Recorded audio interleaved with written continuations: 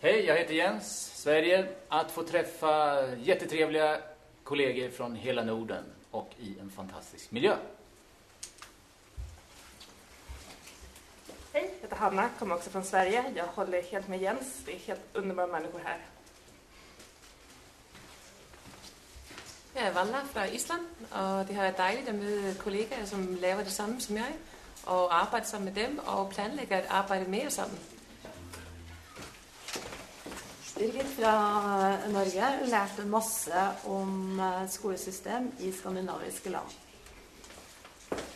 Hej, jeg hedder Else Maria, kommer fra Danmark, og jeg har nyt at lære noget om Svalbards historie. Hej, jag heter Gitta och kommer från Åbo, Finland.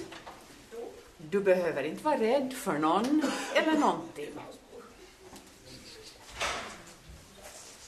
Bente Hårstad kommer fra Norge. Jeg har lært å lage små videofilmer. Hei, jeg er Sølve fra Norge. Det har vært en fantastisk mulighet for meg å komme hit på Svalbard sammen med hyggelige mennesker. Og nå har jeg lært å lage video, og det skal jeg gjøre når jeg kommer hjem.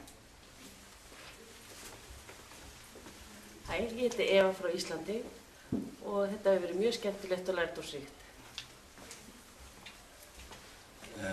Jeg heter Jon fra Silicon Fjord, Glomfjord, Norge. Det var skitbra. Hej, jag heter Per-Erik och har kommit till ett ställe som jag aldrig trodde jag skulle komma till. Jag återvänder. Hej, jag heter Anders från Sverige och jag har fått många nya kontakter från Norden. Hej, jag heter Axel från Finland. Jag har fått ett jättefint projekt och så har jag fått uppleva Svalbard. Hej, jeg hedder Kim, jeg er fra Danmark, og jeg har været her i Svalbard for at lære en masse nye mennesker at kende, og lære, at vi nordiske lande stadig har en form for et fællesskab og et fælles sprog. Hej. Jeg heter Margret og kommer fra Íslandi.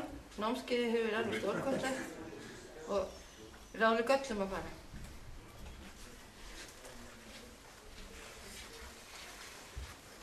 Jeg heter Idar og takker for et veldig inspirerende seminar. Hei, jeg heter Tom. Jeg har truffet mange dyktige mennesker og sett veldig mye fin natur.